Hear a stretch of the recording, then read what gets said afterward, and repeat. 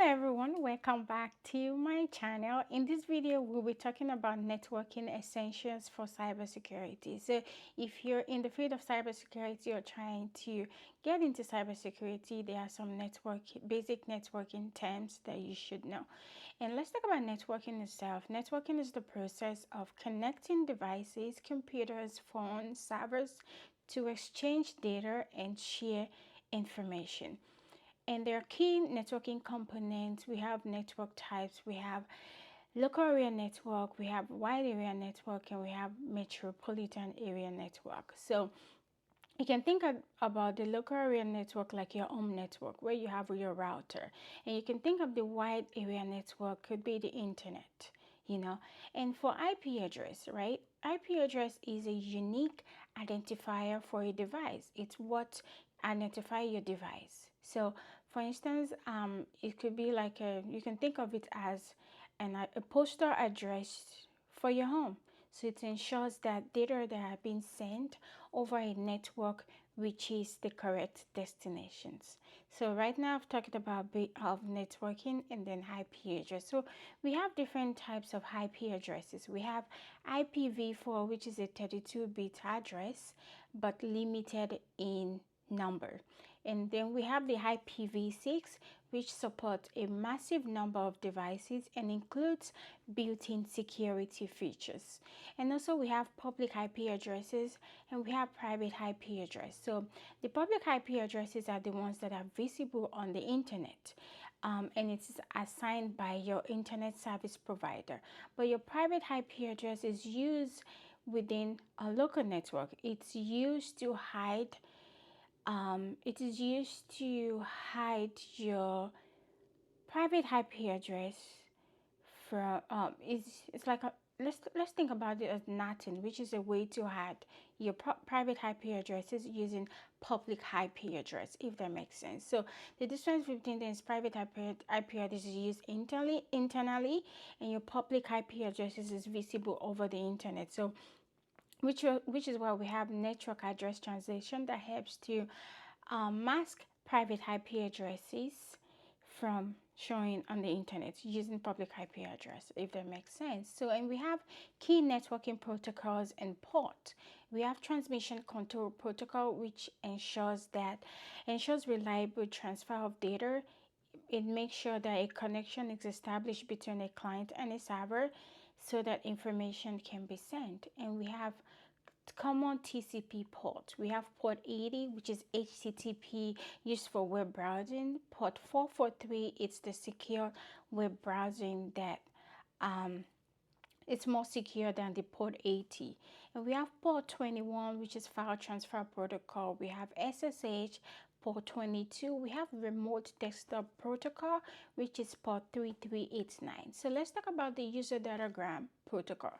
It's a faster but it's less reliable than TCP. So it doesn't confirm whether your data is received, but it's used to transfer a large amount of data. And we have common UDP port. We have port 53, port 123, port 161. Port 53 is DNS, which translates domain names to IP addresses. So let's talk about the common network protocols. We have the HTTP, which is used to transfer web pages and resources. When you go on the internet and you type in www.google.com, right? Those are like HTTP pages.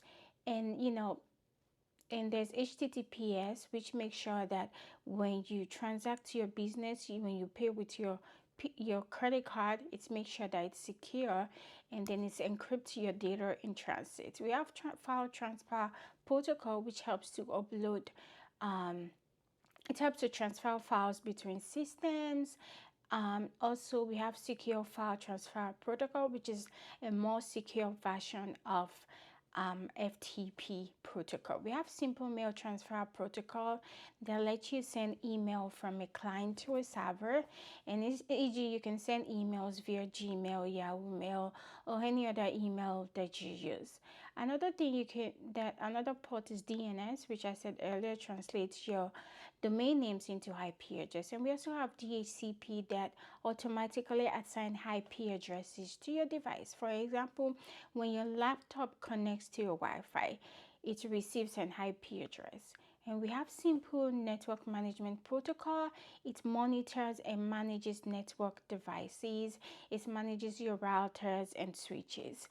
Another thing is we have the transport layer protocol, like I said earlier, TCP and UDP. And some of these had the common protocols that you should be aware of if you're getting into the field or you're already in the field. Another thing that you can also remember is NAT, like I explained earlier, allows multiple devices on a multiple network to have a single public IP address for internet access. So, for instance, your own Wi-Fi router uses NAT to let your laptop, phone, and TV connect to the internet using just one public IP address. So it's an additional layer of security. So we have some network devices. We have router, which helps to connect different networks, like your home and the internet. So, and there's some security rule that you can use. You can block unauthorized traffic through access control list. And we have a switch, which also is used to connect devices in the same LAN. So you can use VLANs and switches to isolate or segregate your traffic. Firewall, it's another term, it's another security or network tool that you have to know. Firewall allows you to block traffic based on rules. We have packet filtering, we have stateful, we have application layer firewall as well. And we have access points, which sometimes you will see, maybe you're shopping in a place and you would see some of these access points plug on the ceiling, if that makes sense. And it helps to provide wireless connectivity to devices like laptops, phones, and tablets. And also we have IDS and IPS, which is IDS is intrusion detection system, intrusion prevention system. IDS monitors network traffic for suspicious activity and sends alerts when pernicious patterns are detected. IPS, on the other hand, does proactive action. It actively blocks malicious activity based on real-time protection. So we have some common networking attacks. We have distributed denial of service. This happens when an attacker flood a network with excessive traffic from multiple sources. It overwhelms the server and makes it unavailable to legitimate users. So it's, for instance, a website can be taken offline by flood of fake requests. So another common networking attacks is man-in-the-middle attacks. It happens when an attacker intercepts a communication between a client and a server, and between the two parties, and the aim is to steal data or inject malicious content. So another thing that we have is ARP spoofing. Address resolution protocol spoofing is when an attacker sends fake ARP messages on a local network to associate their MAC address with the IP address of another device, allowing them to intercept or manipulate traffic. We have DNS spoofing is when an attacker manipulates DNS records, redirecting users to malicious websites without their knowledge. An example is let's say you're trying to visit a paypal.com website or any other website, and then it's trying to redirect you to a fraudulent website instead to steal your login details. Phishing also is another common attacks, which is a social engineering attack where an attacker sends fraudulent messages to trick you or anybody into revealing sensitive information like username, passwords, or any financial data. You can get a fake email or text message that appears that it's coming from a bank asking you for a login credential. Don't fall for it. It's a scam. And also we have cybersecurity best practices for networking, so they're interwoven, if that makes sense. So you can there are some cybersecurity best practices that are recommended for networking. You have to use encryption, which ensure that your sensitive data being transferred in transit is encrypted to prevent interception by an attacker.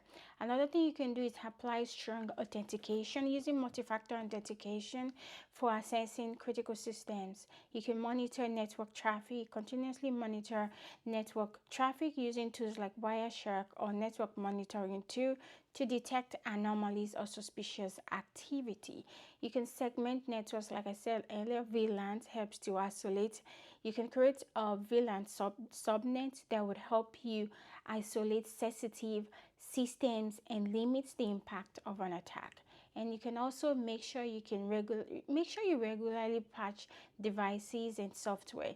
Apply security patches every time and anytime that's available to fix like critical vulnerabilities before they can be exploited by an attacker. You can also use firewall and IDS and IPS. You can deploy firewalls to filter traffic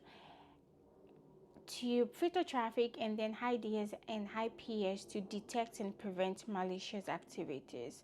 Backup critical data, educate users. Security awareness training is very, very important. October is Cybersecurity Awareness Month, which is when most organizations are doing everything that they can to make sure that they make use of it, of educating their employees around that time. But let's be frank.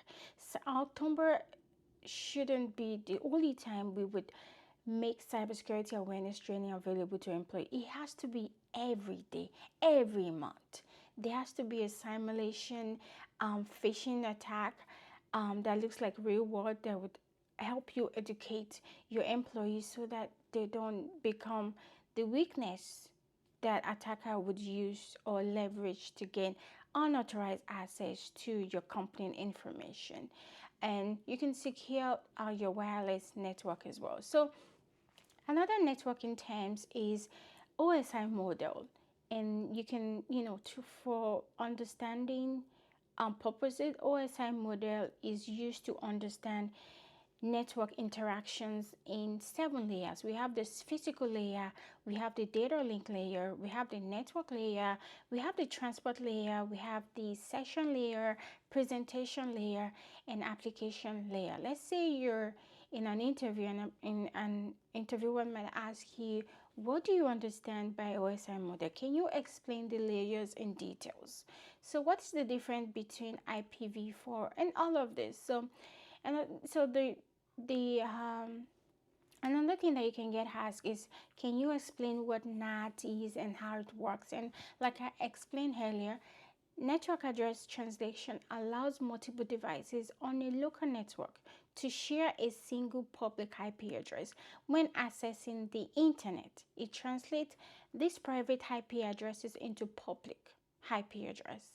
So like I explained earlier, DNS, and some of these questions can come. What is a VLAN? Like I explained, VLAN helps to isolate critical system from less critical system. What is VPN? They might ask you, what is a VPN? A VPN creates an encrypted tunnel between a user's device and a remote server, ensuring that there's a privacy over insecure networks like the internet. For instance, during remote workers use VPN when they're working from home to make sure that the information going back and forth is not being intercepted. It helps to encrypt this information. So some of these network terms are very useful in cybersecurity, and I wouldn't be surprised if an interviewer is asking you these questions. They can ask you, can you explain the difference between HTTP and HTTPS, right? HTTP is less secure, HTTPS is secure. So those are but you just have to know how to go into details, know how to explain all these in details. They can ask you what is IPsec and how is it used in networking. So we all know that IPsec is a protocol suite for securing IP communications by authenticating and encrypting each IP packet in a communication session. So some of these are some of the networking terms. They can ask you, what's the purpose of a proxy server? A proxy server acts as an intermediary between a client and the internet, and it's often used for security and content filtering. So they can ask you, what is the purpose of DHCP, like I explained earlier. So some of these are good networking terms in cybersecurity. It's very important that you understand some of these networking essentials. It will be very useful for you, and also it would help you when preparing for interviews, because interviewers wants to know if you understand how networking and cybersecurity are goes hand in hand. So this is just a short video on some of the networking essentials that's very important as a cybersecurity analyst or SOC analyst, or any profession in cybersecurity or IT. If you enjoyed this video, please comment, like, subscribe, and I will see you in my next video. Thank you.